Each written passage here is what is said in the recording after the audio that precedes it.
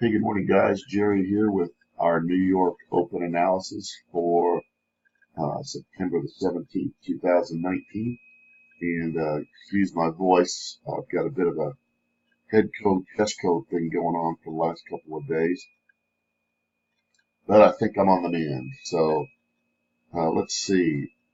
Overnight, we had the Aussie monetary policy meeting minutes.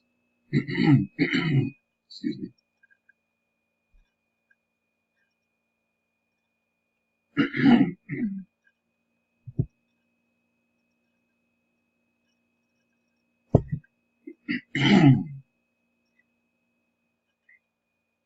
Sorry about that.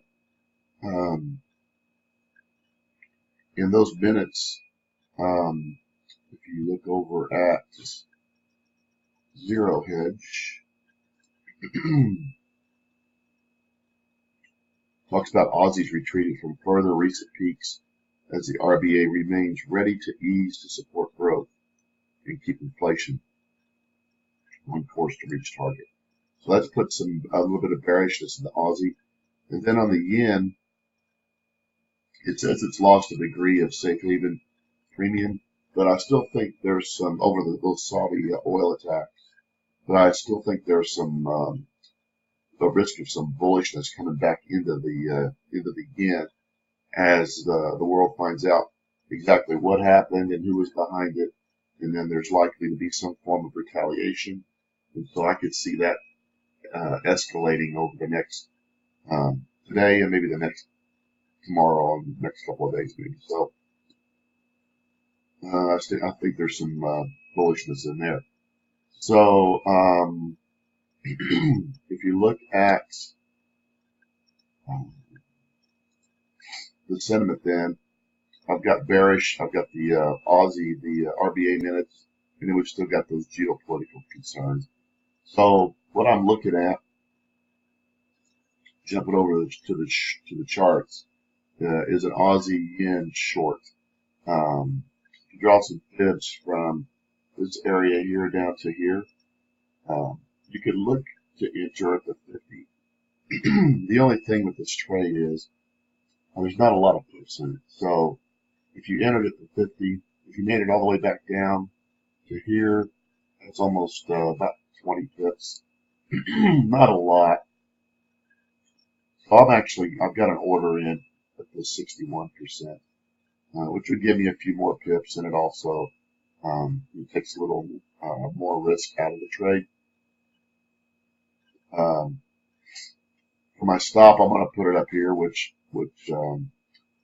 I'll adjust as need be, but I don't like putting it like right at what would appear to be the logical place because you all probably seen this happen before where price is working its way back up to where you want to enter. Let's say you get hit here and you get filled, and price kind of moves around a little bit, and then literally I've seen bars that will spike up and down like a 1 minute bar. That I move 20 pips and back down. And some people call that stop hunting. It's really what it is big players who want to get into this trade, for example, they anticipate that there's probably a lot of stops sitting right here for people who are short this trade, and so they like to if they're wanting to get short, they like to spike the price up, hit those, clear out those shorts, and go short here, and then drive the price back down. So, whether they can actually see all those shorts sitting here is a topic for debate. It doesn't really matter. They just know how people trade, and that's a logical place for a lot of traders to put their stops. So I throw mine farther away just to avoid that type of behavior. So I'm looking to go in short here, and if I get filled exiting down here, that would be about 22, 23 pips. If price comes down here, it's close, it's kind of bouncing around. I'll take it off before I actually actually hit this because it's not a big pit trade anyway. And so I'll just kind of manage that and see what happens. Now, if some news were to come out today that would be counter to this, for example, bullish for the Aussie or bearish for the yen, and that drives price up, then I won't take this trade because that would be a sentiment change.